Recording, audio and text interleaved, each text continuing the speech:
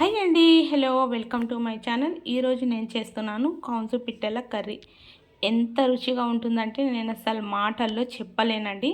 So దీన్ని ఎలా చేసుకోవాలనేది ఫుల్ రెసిపీ చూపిస్తున్నాను. చూడండి, కాన్సు పిట్టలు కొనుక్కొస్తాం కదా, సో అప్పుడైతే మనం ఇంట్లో చాలా ఈజీగా ఇలా చేసుకోవచ్చు.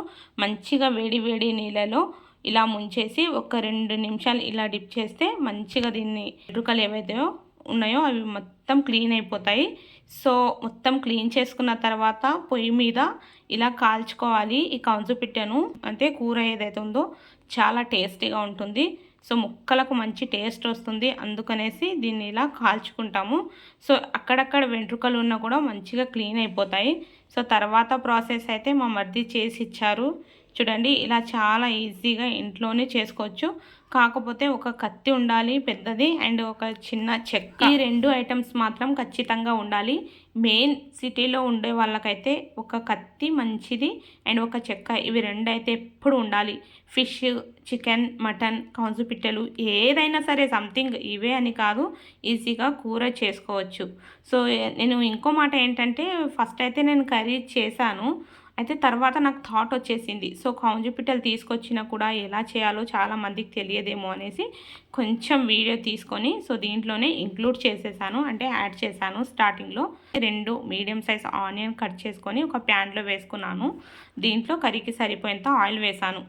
ఆయిల్ వేసి ఒక 2 నిమిషాలు మంచిగా దీన్ని మగ్గనివ్వాలి. కలర్ అస్సలు చేంజ్ అవ్వాల్సిన అవసరం లేదు.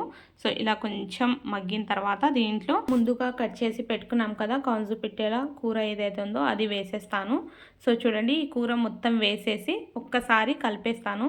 కలిపేసి మెయిన్ ఇక్కడే ఇప్పుడు మనకు ఈ ఆనియన్లోనే ఈ కూర మనకు కనీసం 10 to 15 మినిట్స్ వరకు మంచిగా కుక్ అవ్వాలి. సిమ్లో పెట్టేసుకోండి, అస్సలు కాలిపోకూడదు. సో ఇలా 15 మినిట్స్ వరకు కుక్ అయిన తర్వాత ఉప్పు, పసుపు, అల్లం వెల్లుల్లి పేస్ట్ ఇవి 3 వేసాను. ఒకసారి మిక్స్ చేసుకున్నాను.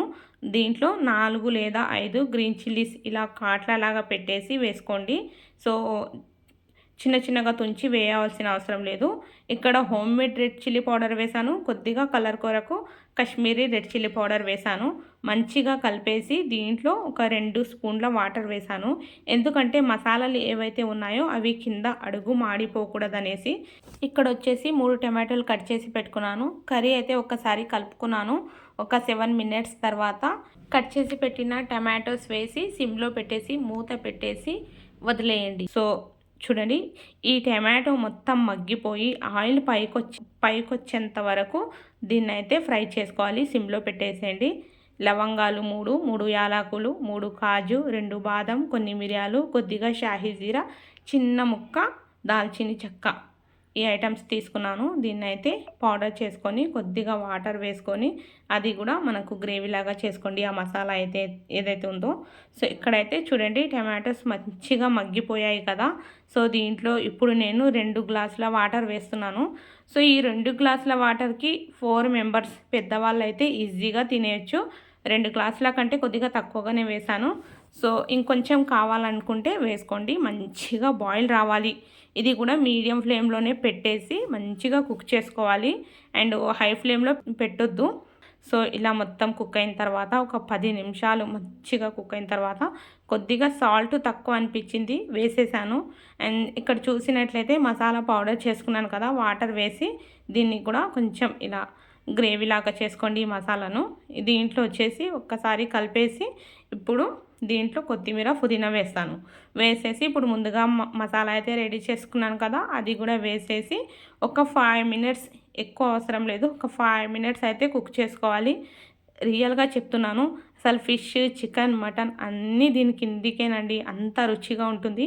ఎంతో రుచిగా ఉండే కాన్సు పిట్టల కర్రీ అయితే రెడీ అయిపోయింది. ఈ వీడియో మీకు నచ్చితే లైక్, షేర్ అండ్ సబ్స్క్రైబ్ చేయండి. ఛానల్ బెల్ ఐకాన్ ప్రెస్ చేసుకోండి. ఫుల్ రెసిపీ అయితే అప్లోడ్ చేశాను. కాన్సు పిట్టలు ఇంటికి తీసుకొచ్చినా కూడా ఎలా చేయాలో చూపించాను. సో థ్యాంక్ యూ అండి, థ్యాంక్ యూ వన్స్ అగైన్.